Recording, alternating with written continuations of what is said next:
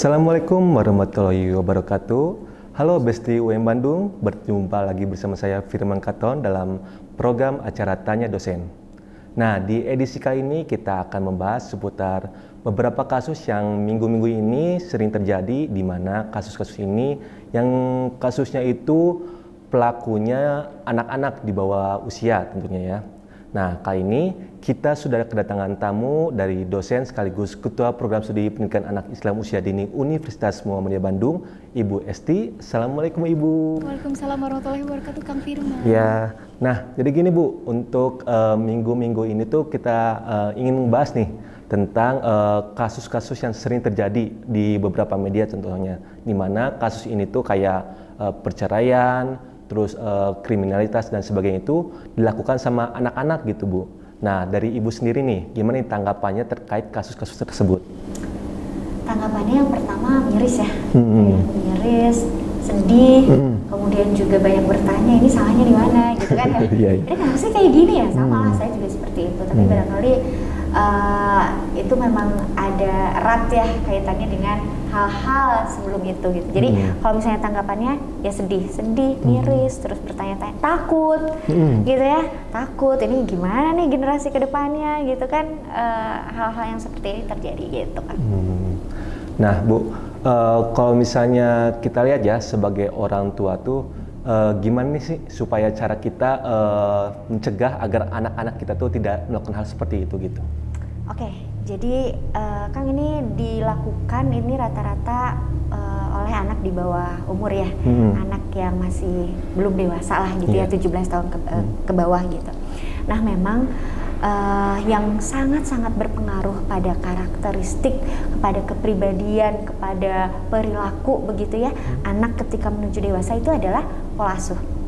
Gitu. Bagaimana anak tersebut pola asuhnya ketika kecil, bagaimana interaksi di keluarganya, yang mana itu akan sangat berpengaruh pada interaksi sosialnya di luar keluarganya. Dan sekali lagi itu sangat berpengaruh. Jadi pola asuh gitu itu memainkan peranan yang sangat penting dalam pembentukan karakter anak. Ya mungkin kalau misalkan ya ada kesalahan dalam pola asuh itu tidak akan langsung terlihat gitu. Misalkan anak umur 3 tahun, oh nanti bulan depan kelihatan nih ketika kita melakukan salah pengasuhan gitu. Tidak, tapi memang terlihatnya itu setelah dia remaja gitu ya, yang contoh-contoh seperti ini. Walaupun sekali lagi ini tidak menyalahkan full kepada orang tua ya. Tentu ada hal-hal lain gitu di luar orang tua, di luar keluarga gitu. Tapi sekali lagi orang tua, pola asuh, interaksi dalam keluarga itu memainkan peranan penting.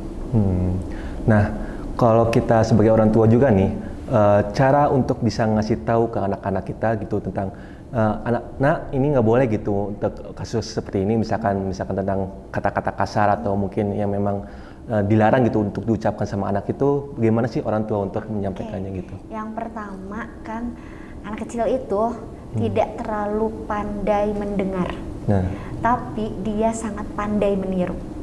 Jadi ini catatan untuk orang tua, sebelum gitu ya, sebelum kita begini pada anak, kita dulu yang harus jadi contohnya. Jadi keteladanan itu mutlak, gitu, karena anak melihat, gitu ya, melihat apa yang kita lakukan oleh dia diulang, diserap, gitu.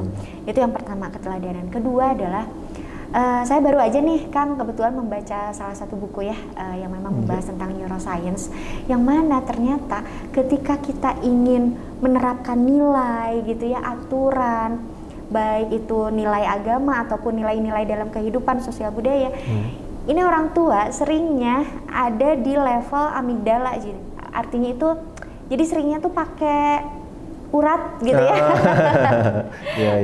Sehingga terlatih seperti itu anak-anak, padahal yang harus dibuka. Jadi kalau ada ini ya, anggaplah struktur otak gitu ya.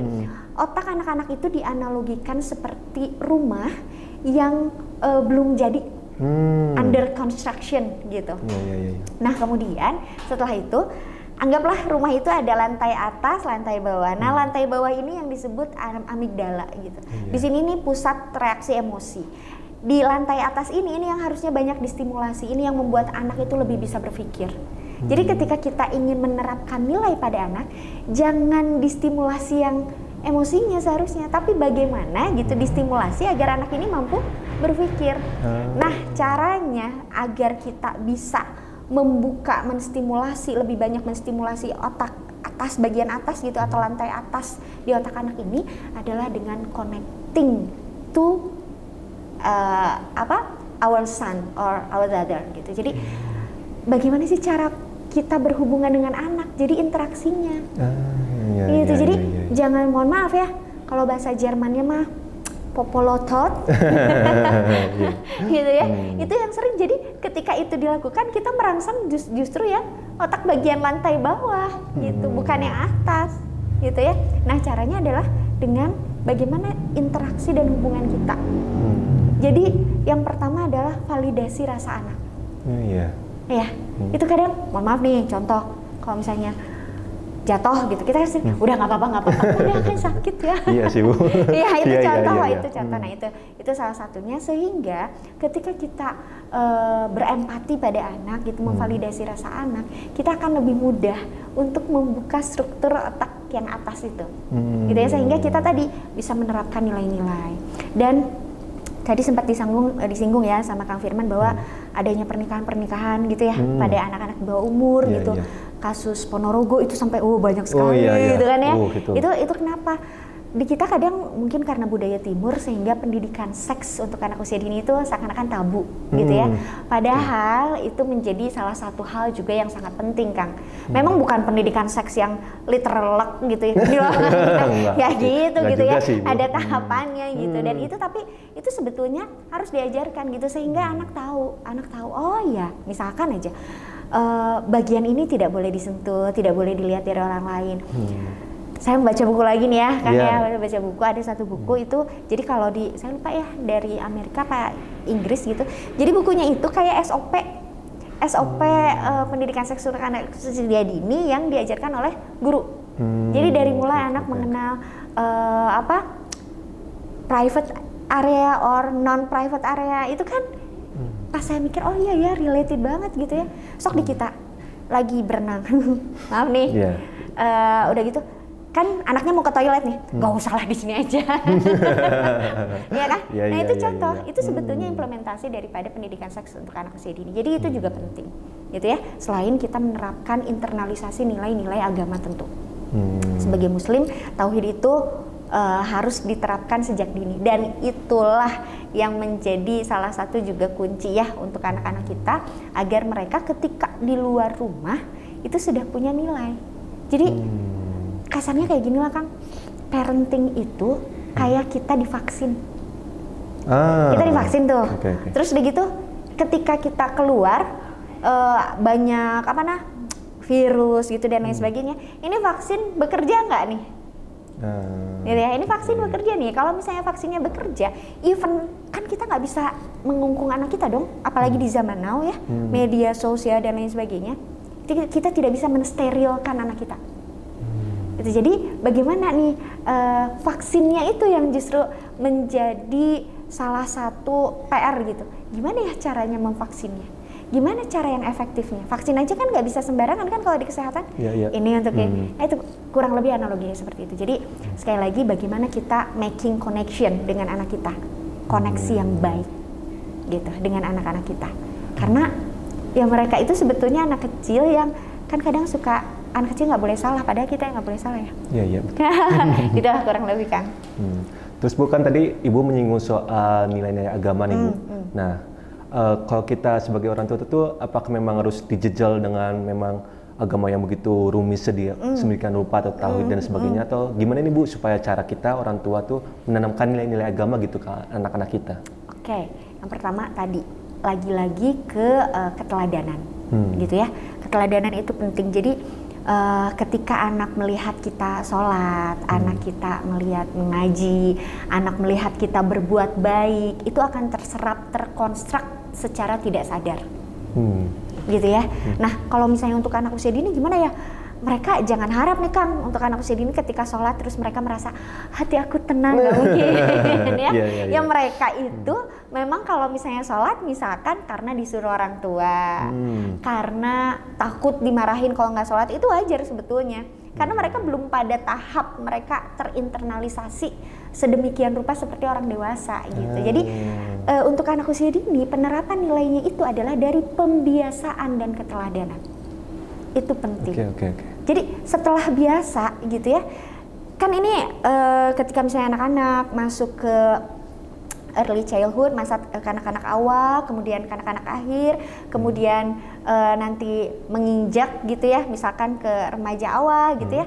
Nah itu mereka sudah ada kebiasaan itu yang mengikat dirinya. Tadi itu seakan-akan kayak vaksin gitu. Ketika ada yang melenceng, mereka ini gini, walaupun misalkan dia akan terbawa arus, tapi istilahnya nggak akan bengkok-bengkok amat lah.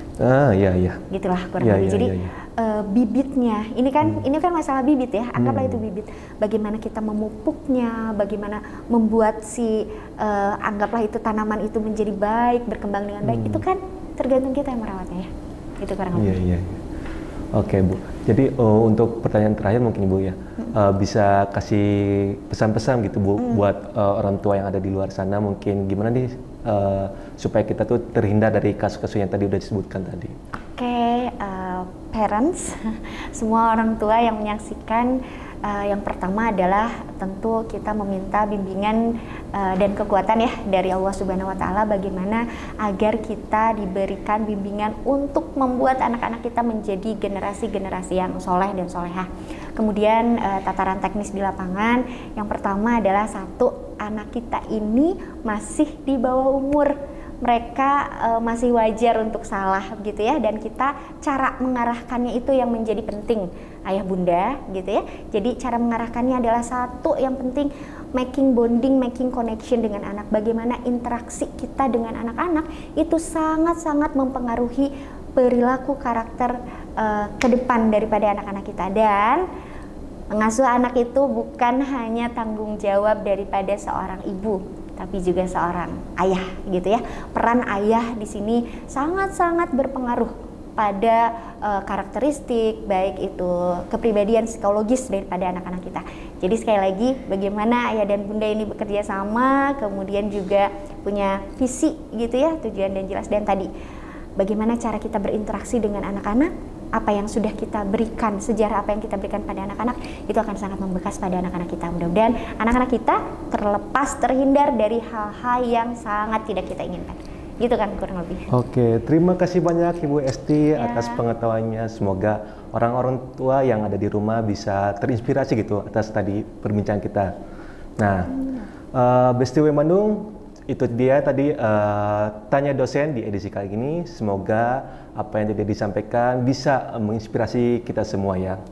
Nah, sampai jumpa di edisi Tanya Dosen selanjutnya. Bersama saya Firman Katon. Wassalamualaikum warahmatullahi wabarakatuh. Waalaikumsalam warahmatullahi wabarakatuh.